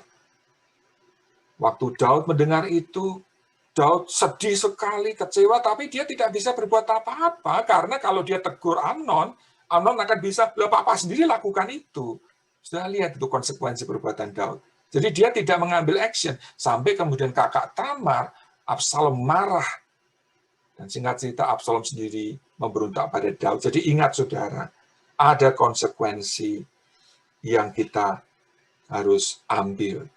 Apa yang kita tabur, itu yang kita tuai. Selanjutnya, yang ketujuh, cari, saudara. Carilah kegiatan yang positif. Ya. Apalagi untuk anak-anak kita yang masih muda, energinya yang begitu melimpah, itu perlu penyaluran, saudara. Jadi, kalau kita tuh tidak ada kegiatan, ini ya bisa seperti kisah Daud, saudara.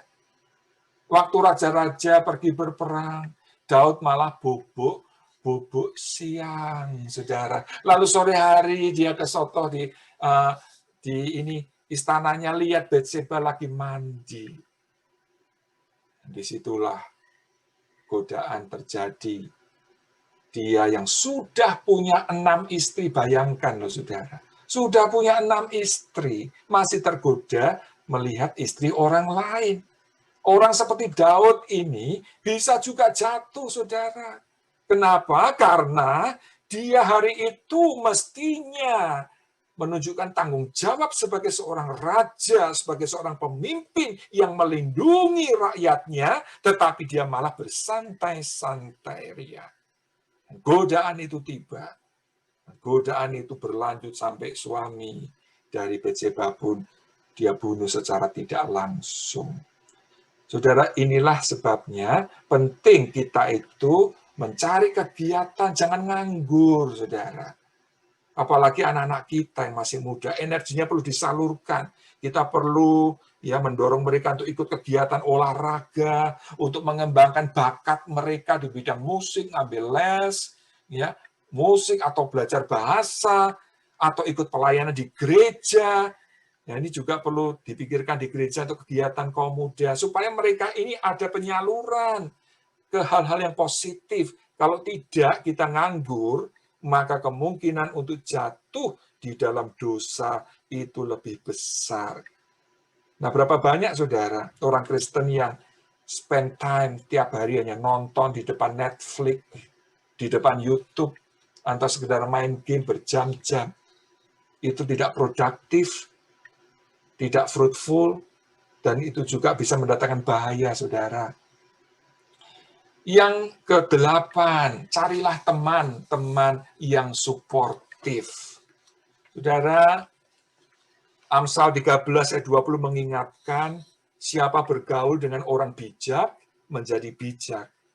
Tetapi siapa berteman dengan orang bebal, menjadi malang. Nah, saudara, ini satu prinsip bagaimana lingkungan kita, apalagi interaksi kita yang cukup intens. Teman itu kan berarti kita sering kontak, sering berkomunikasi. Itu akan membawa pengaruh yang besar kepada kita. Nah, di sini kita harus hati-hati, apalagi kalau saudara itu lemah dalam hal seksual. Maka dalam pilih teman harus seleksi, supaya engkau juga tidak sampai ikut masuk dalam godaan, saudara.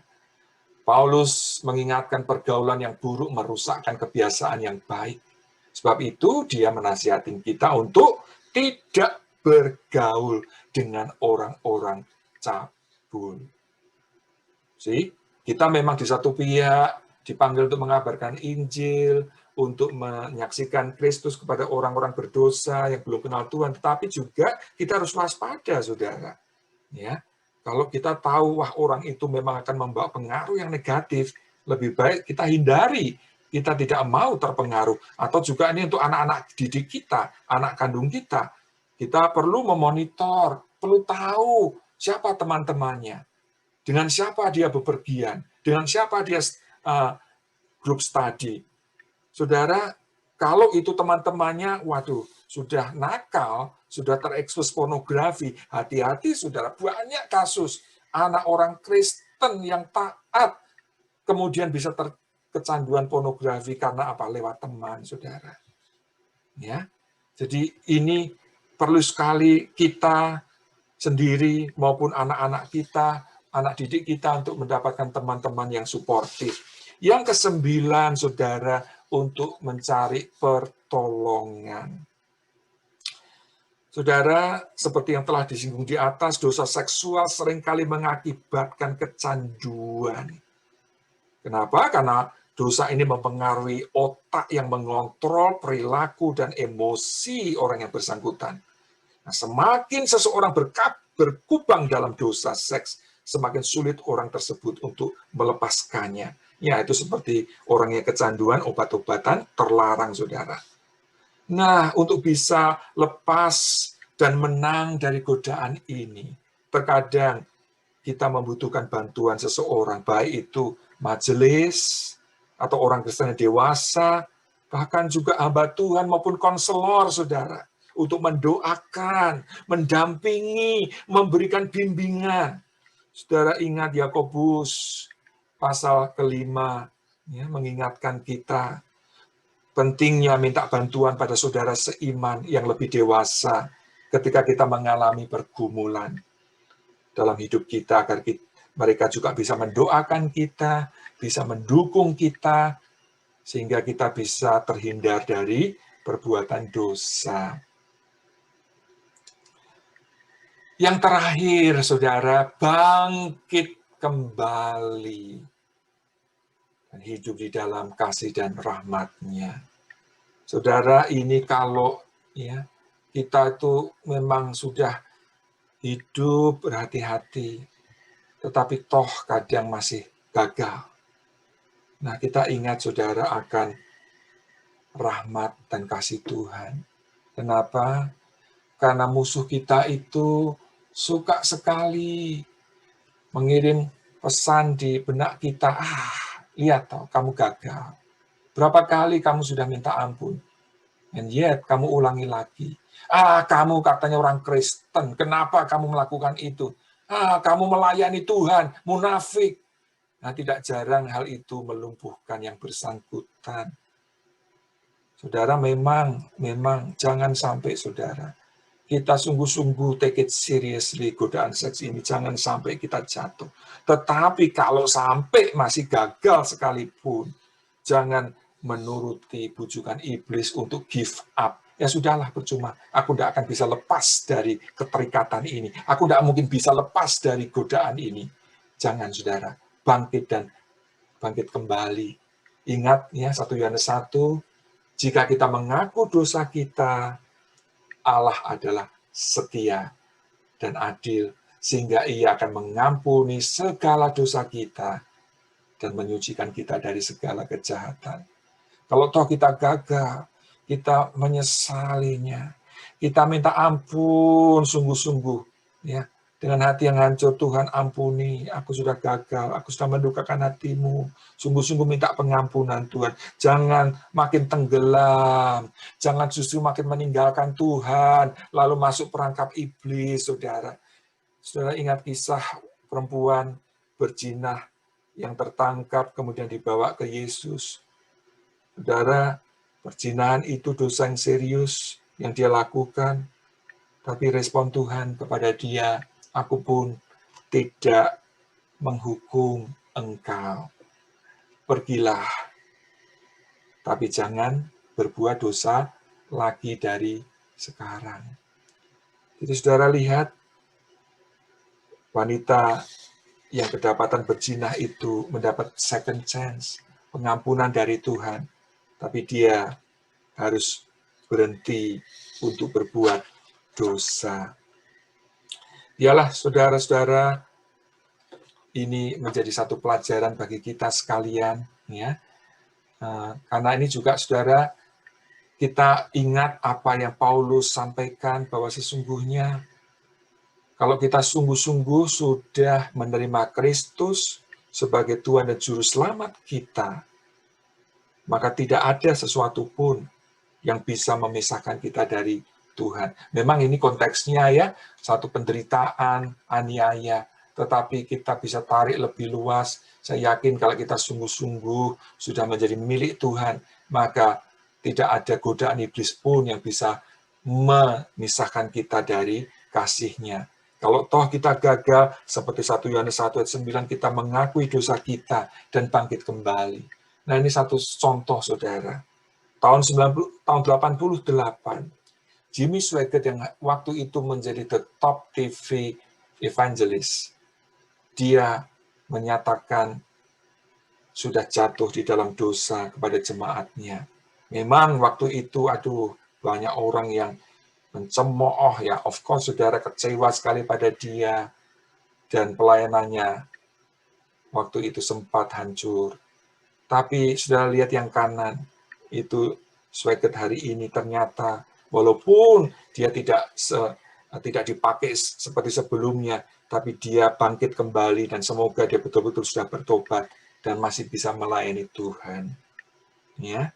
Nah, saya mau mengakhiri dengan satu kesaksian yang indah, saudara, bahwa di tengah-tengah berbagai godaan seks yang begitu besar, kita masih bisa melihat satu contoh dari hamba Tuhan ini, Billy Graham, saudara. Dia hidup hampir 100 tahun lamanya. Tapi puji Tuhan, selama 60 tahun lebih dia melayani Tuhan dan Juru Selamatnya. Tidak ada skandal apapun yang ditujukan kepada dia. Entah itu skandal keuangan, skandal perempuan, politik, ataupun hal-hal yang lainnya. Saudara, Gallup Poll menunjukkan bagaimana selama 60 tahun berturut-turut Billy Graham masuk dalam jajaran orang yang paling dihormati di Amerika. Saudara, dia telah dipakai Tuhan memberitakan Injil secara live di hadapan lebih dari 120 juta di 185 negara.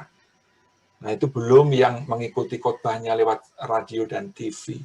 Dia begitu populer, ganteng, gagah, pasti banyak godaan, banyak wanita yang suka kagum pada dia. Tapi puji Tuhan, dia menerapkan tadi 9 hal yang saya sudah siarkan, saudara.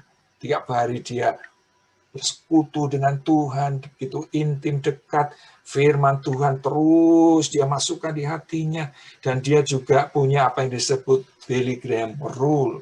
Saudara, dia tidak akan melayani seorang wanita sendirian, kecuali ada istri yang mendampingi dia. Jadi dia tahu itu bahaya godaan seks, saudara.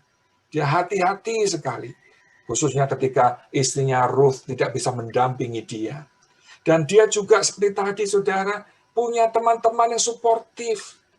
Dia secara berkala akan menjumpai temannya itu, saudara. Dan teman-temannya akan menanyakan kepada dia, "Hai Billy, bagaimana kehidupanmu minggu yang lalu? Apakah kamu menjaga kekudusan? Apakah kamu mengalami godaan?" Saudara, waktu saya membaca itu, wow, orang sekaliber Billy Graham pun juga membutuhkan support dari teman-temannya seiman, supaya dia diingatkan kalau ada sesuatu yang sudah mendekati bahaya. Dia memberikan accountability, saudara, secara rutin kepada teman-temannya ini. Nah, biarlah Tuhan menolong kita semua. Seumur hidup kita sampai nanti Tuhan memanggil kita, hidup kita boleh memuliakan Dia. Nah, kalau saudara ingin belajar lebih lanjut mengenai topik yang saya bawakan, saudara bisa memesan dengan CP ini yang saya cantumkan. Lalu juga kalau saudara ingin belajar lebih lanjut tentang pandangan Alkitab, dari juga kajian ilmiah tentang homoseksual, lalu konseling kepada mereka, ini juga ada buku yang bisa saudara pesan.